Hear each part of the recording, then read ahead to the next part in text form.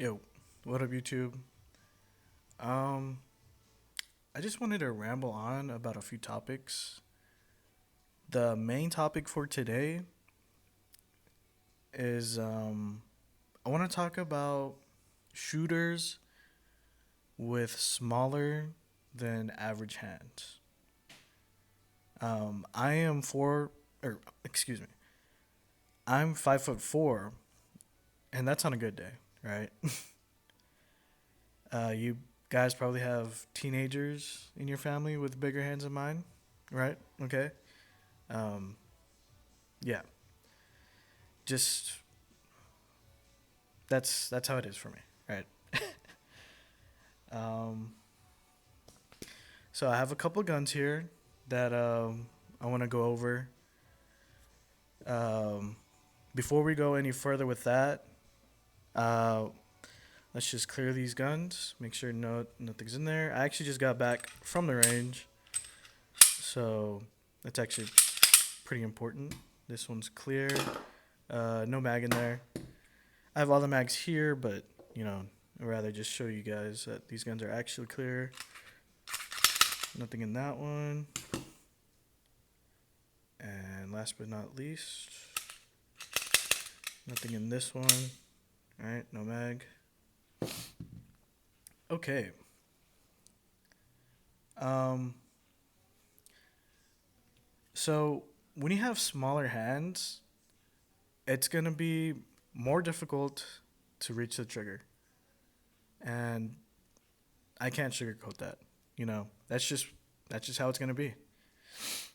So what we have to do, and what people who have, I would say, more normal hands, they won't really think about this, but what we have to do to actually reach the trigger is we will like turn the gun a little bit inside, and that'll give you more clearance. So like typically people with normal hands, they'll be able to grip it like this. And if I could grip the gun like this, I would have no qualms, right? No issue. But look at that. I'm trying to reach the trigger. I just can't. Um,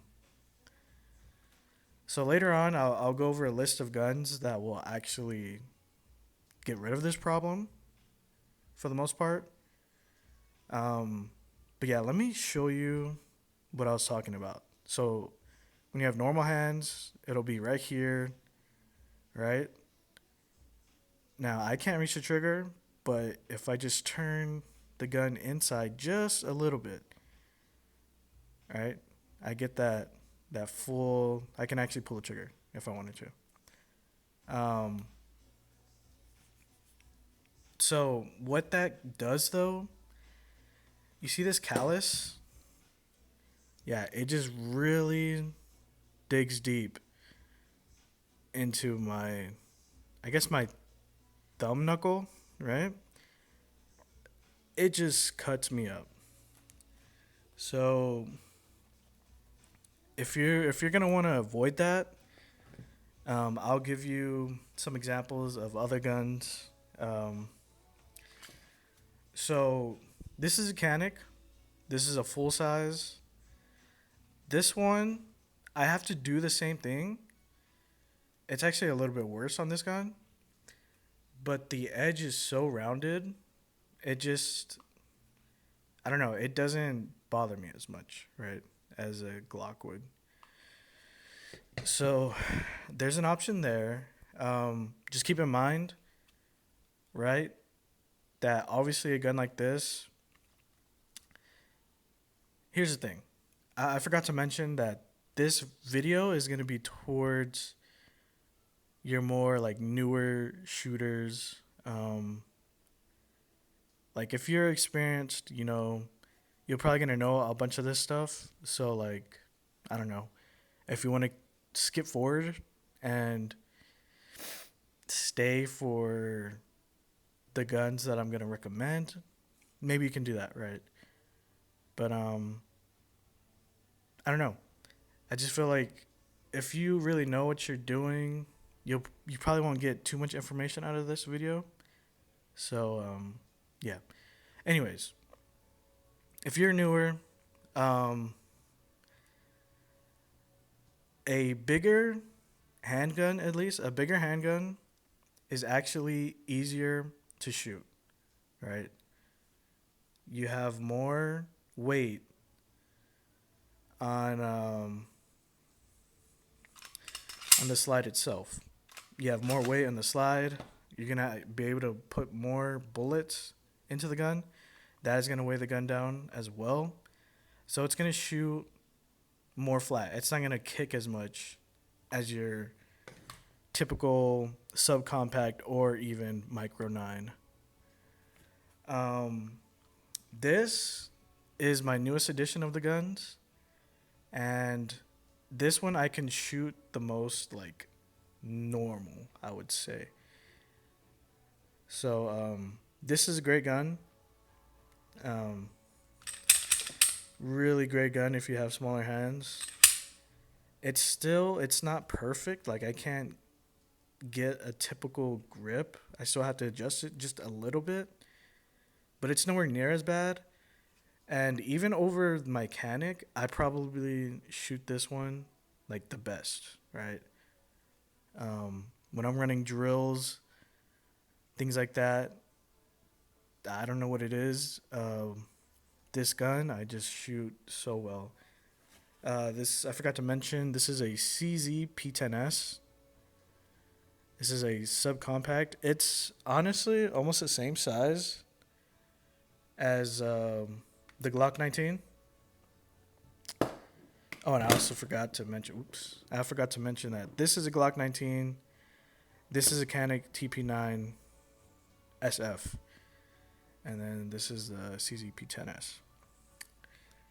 So, other guns that I would recommend, um, they're gonna be either micro nines or versions of micro nines. So, let's take for instance, probably the most well known, the Hellcat. The Hellcat has a base model, and it's smaller, right? They also have the Hellcat, what is it? Hellcat Pro, and that basically gives you, I don't know if it's a longer slide as well, but it definitely gives you a more, I wouldn't say full size grip, but you'll be able to get all of, like, even for bigger hands, you'll be able to get all of these fingers onto that gun. So let's just go over those. I also have the MSRP pricing for some of these. Um what's it called? I was just on Academy, and that's how I was getting the pricing. So pricing may vary for you. You know, pricing is subject to change. All right, so we got the Hellcat that I just talked about. That's going to be, you know, really small. That is a true pocket rocket, though. Like, if you're going to shoot that, I definitely, or excuse me, let me get some water.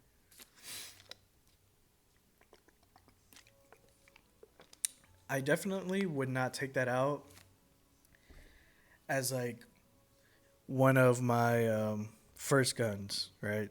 That would just be really that'd be tough. The smaller guns, like I said earlier, they're gonna have more kick. Um, you don't want to go shooting for the first time and then like be put off of it because the gun that you shot just happens to be too small and it's giving you that kick. So we have the Hellcat that is priced around $500 to $600, depending where you're shopping. The Hellcat Pro, like I just previously mentioned, it's gonna be the Hellcat. You're gonna get more length on the slide, or I'm sorry, excuse me, more length on the frame. And I cannot remember if it's the same slide size or length. That is priced at $500 to around $600. That's what I was getting. So another really good gun would be the SIG P365. Obviously, that gun basically started the wave of micro nines, right? I want to say, yeah, for micro nines, they like, I guess that would be a stack and a half. They like brought that to the mainstream. Um, the P365 XL, it's going to be the same thing comparable to the Hellcat Pro. It's the P365, just a little bit bigger. That'll, or excuse me, I'm so sorry. I keep saying I'm trying to break that. That is going to be the P365, but just a little bit bigger. Jeez. Anyways, next gun that I would recommend is the Smith & Wesson Shield Plus. Now that one, I don't know if I could recommend going like a size up. It just depends on your body size, right? If you're going to go with just the normal Smith & Wesson 2.0, they do have I believe it's a 4-inch or 3.5-inch barrel. So that one is pretty small. But the Shield Plus is just going to be easier to carry all day. MSRP I was getting for that was $500. Next gun needs no introduction either. It's going to be the Glock 43X. That comes in around $450. And what people will tell you, like, they'll say they can't recommend that gun because of the rounds that you get with it. You know, it's only 10, I believe. Yeah, it's 10. It's a single stack gun. You typically only get 10 rounds with that from the factory. But there's a company called Shield Arms, and they make magazines for that gun. And that's going to bump it to 15 rounds plus one, I think. So typical to, or not typical. That's going to be on the range of, your Glock 19. So that's a really great option. I'm sorry, I don't know why my throat is really just, oh man, it's getting real scratchy. And I've already recorded this video a couple times, so I don't want to stop and just make a new one. I'm just going to power through it.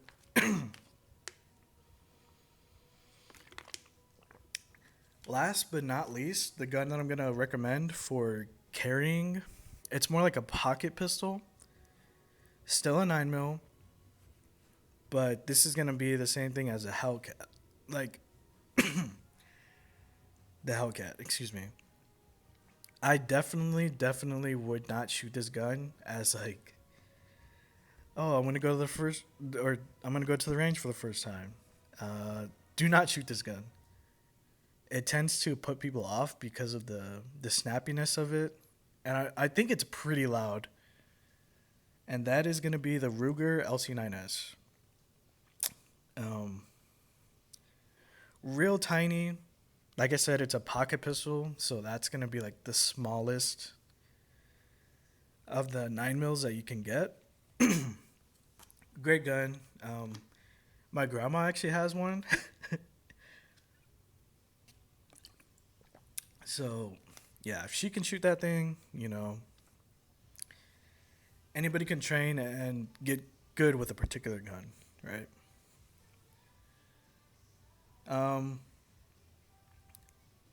So some guns that I'm going to recommend, if you're a new shooter and a woman, I'm going to point you in the direction of 380. So 380, it's just going to be like 9mm, but it's going to be a little bit shorter, the casing is. So you'll get less gunpowder, less velocity, but I want to say the actual bullet size is the same, right? So for 380 guns, those are going to be the Ruger Security 380. That's MSRP about $300. Ruger is a great brand, pretty reliable. So great gun. Smith and Wesson M&P 380 Shield EZ. Not the most attractive name. That's surely a mouthful, but those range for about $450. And the great thing about these two guns is that the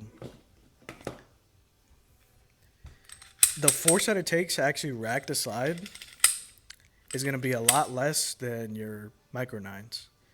It's just going to be you're going to have to put way less force into actually racking the slide.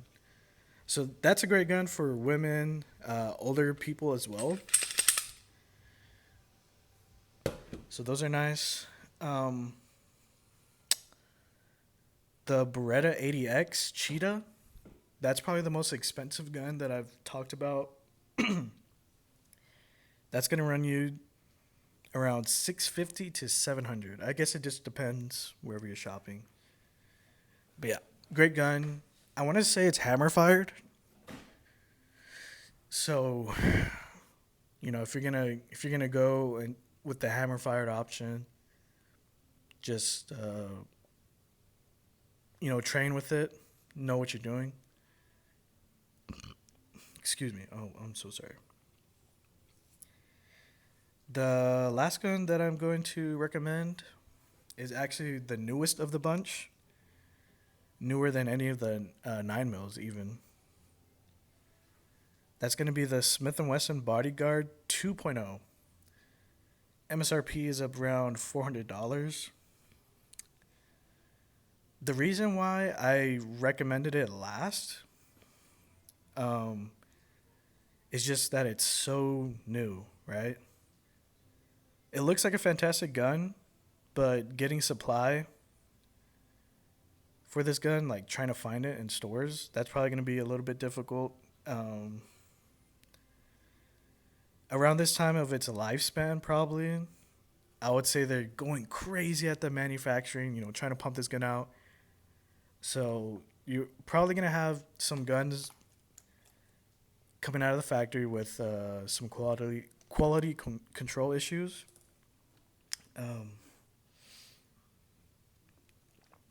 But yeah, that's something against Smith & Wesson. It's just that gun is highly regarded right now. Like, it's the rave on YouTube. Everybody's saying great things about it.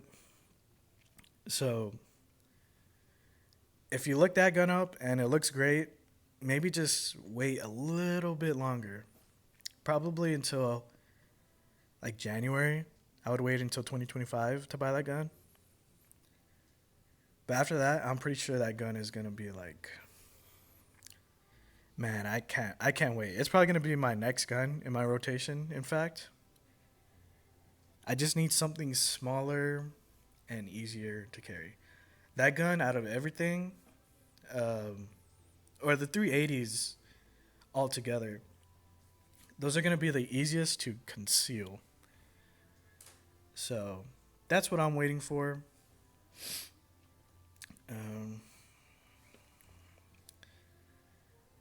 And it looks like for firearm recommendations, that's all I got for now. Like I said, guys, go to your local range. They'll have guns available for you to rent out, and more than likely, they'll have most of the guns that I recommended. So there's that.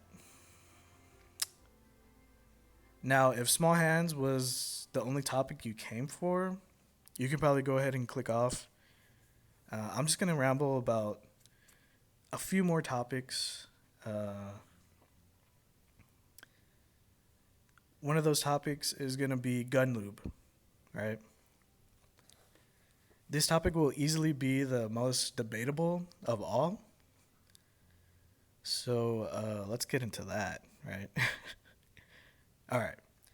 So those little bottles of gun oil, they're trash. Not trash, but what I mean by that, guys, is they are ripping you off.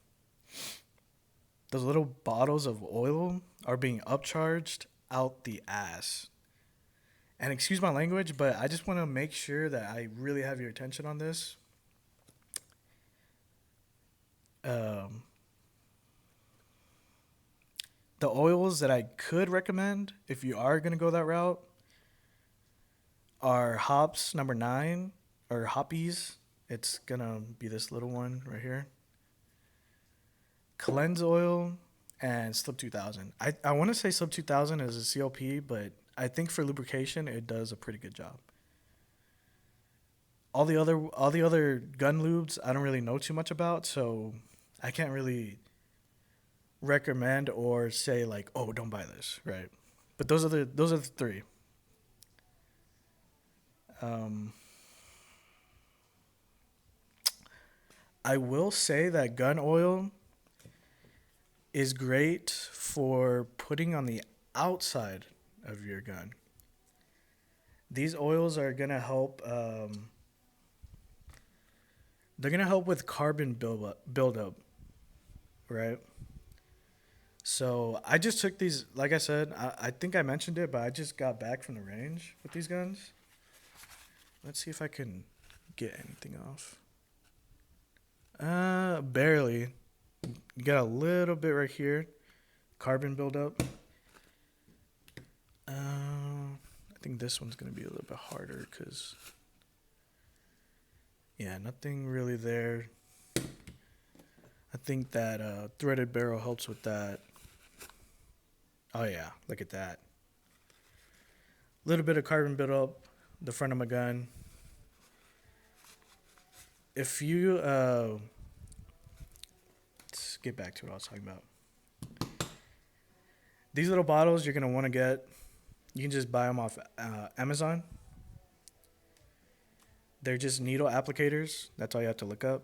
So what I will do, you just want to add a little bit, okay, guys? Not too much. You start putting too much and it's just gonna want to fly everywhere. If you do this like before shooting, but this is just to like coat your gun. And what this is gonna do, this is gonna penetrate the metal of your slide, and cleaning your gun, well, cleaning the outside of the gun will just be like a breeze. You won't have to do much. Yeah, see that little carbon buildup there? If you do this regularly and penetrate well with the oil, cleaning these guns will just be a breeze. But yeah, you just want to spread it all over. Not too much oil. Boom, just like that.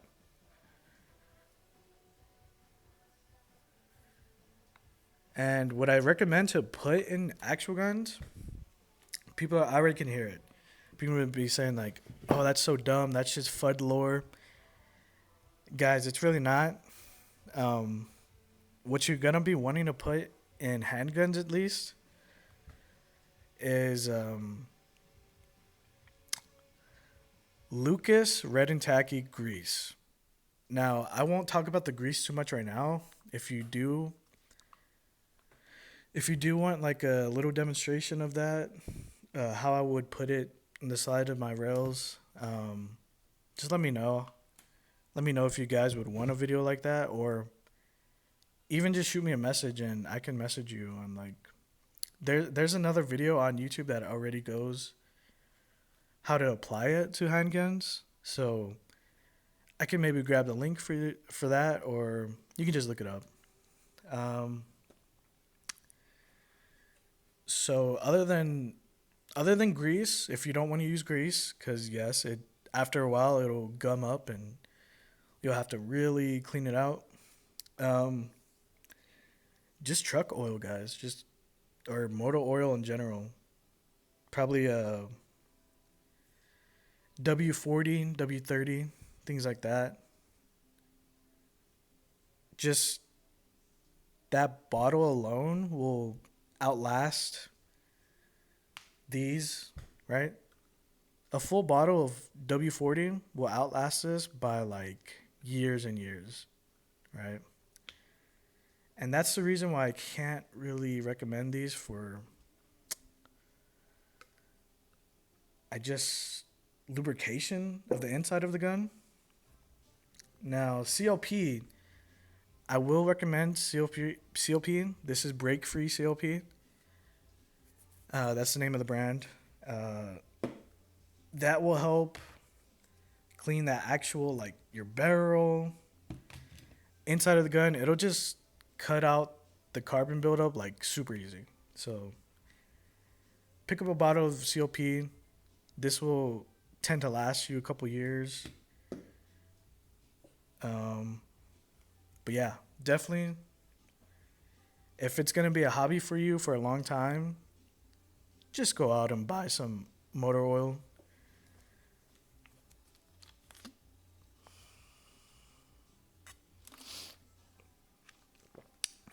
Sorry, taking a water break.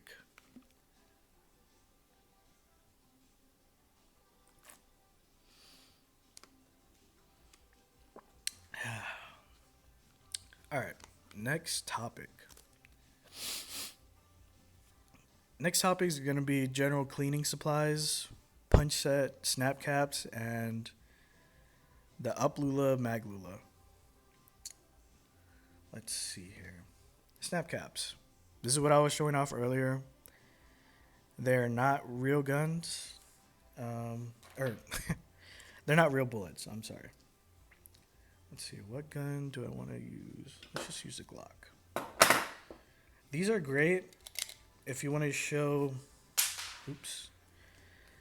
If you want to show teenagers, kids, or someone new to firearms, or maybe you want to get used to the function of your gun yourself, this is a great way because it completely eliminates the factor of live rounds, right? So it lets you boom. It lets you get used to just operating your gun.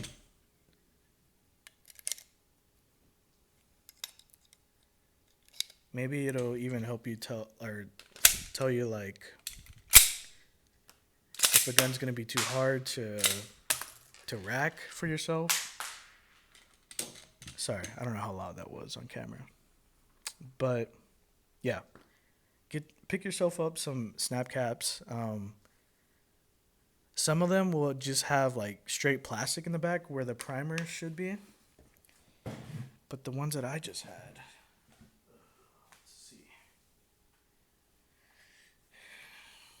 The ones that I have actually have rubber in the back, and that's gonna provide protection for your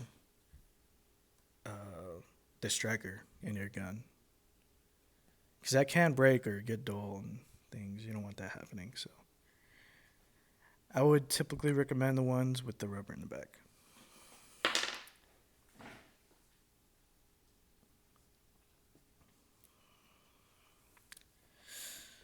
Let's see. What was I saying? Oh, cleaning supplies. Get yourself some gun patches. A push rod to actually, push through the barrel of the gun. And you'll use these with some COP. That'll clean up the carbon in there. Maybe even some copper from the jacketing. Punch set. Let's go over punch set real quick. These little guys will help you. Sometimes I even use them to clean. You probably should not do that. But if I have some really tough carbon that I'm trying to get out, I just slightly, I'll just scrape it off with this. There's plastic things that you can buy, or plastic picks that you can buy that is better for that. But yeah, I just went the cheap route. I didn't want to spend no more money. And yeah, sometimes I pick at it with these things. But these will actually help you get deeper into the gun when you're disassembling. And you'll be able to clean stuff like I'm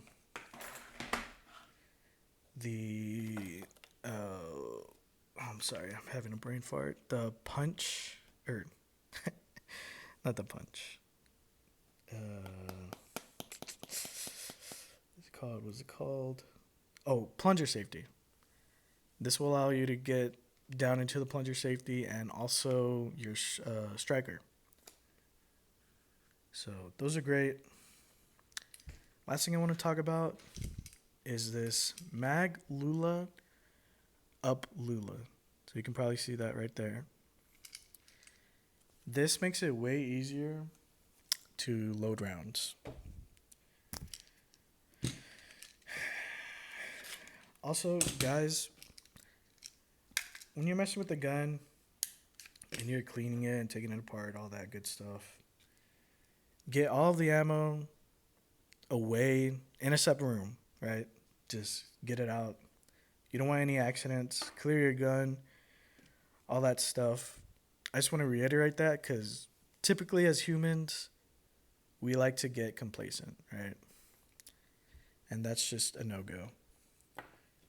So I had all 4 of my snap caps, but I dropped most of them. Basically, this makes it way easier and quicker to reload. And what you'll do, take it just like this,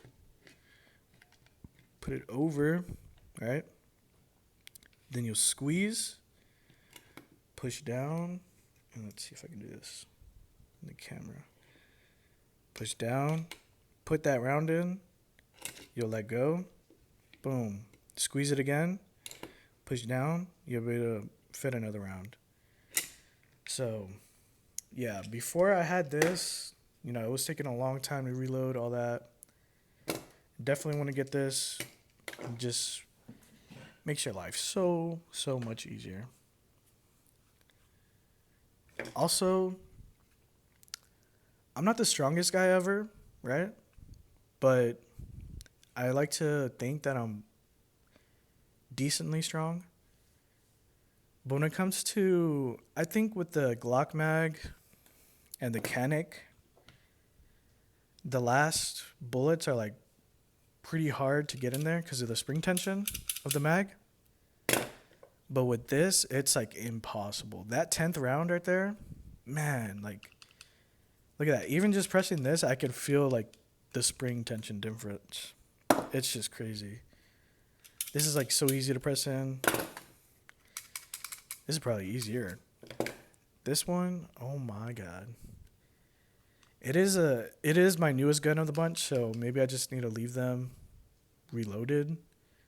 And it'll probably help. But jeez, without that Maglula, I definitely would not be able to load that all the time.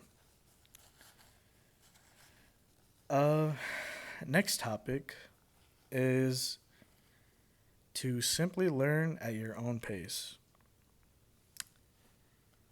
The first few times you go to the range, you don't have to be an expert at shooting, right, guys?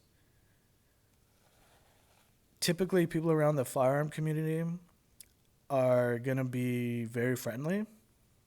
So they'll give you tips on how to hold your gun, what type of drills they did to get better, all that type of stuff. So when you're going to the range the first time, you could even ask the range officer, hey, can you help me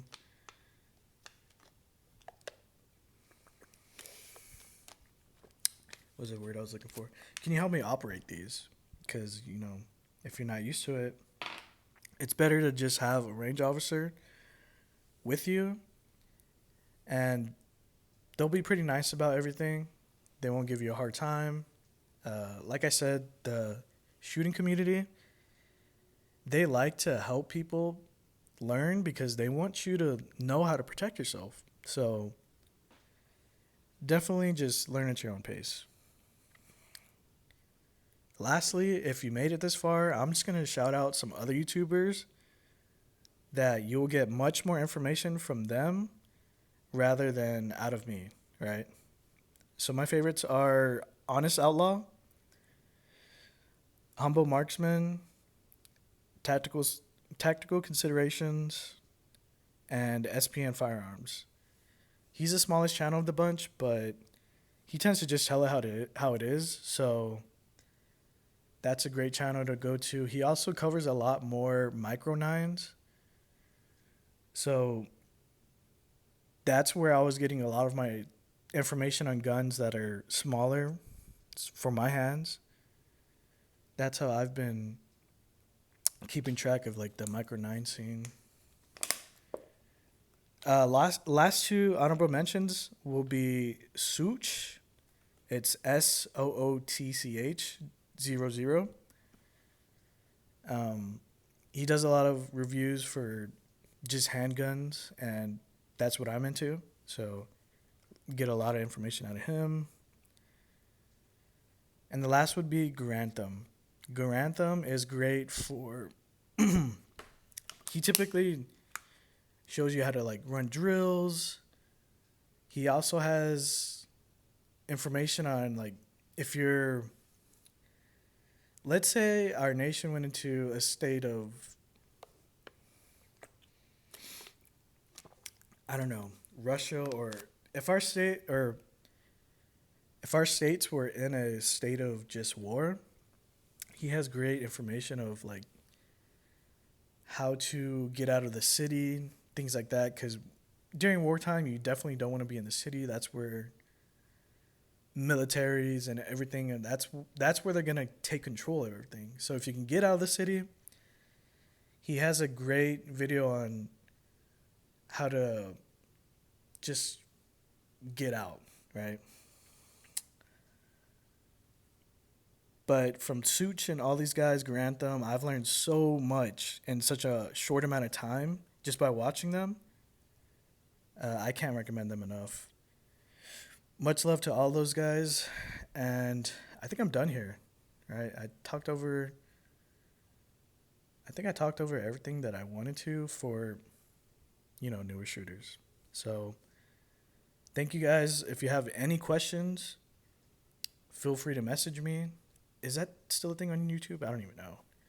But yeah, if you have questions, leave some feedback in the comments. Let me know if you learned something. That would be great to know. I would love to hear if I maybe change your opinion on something or just learn something new.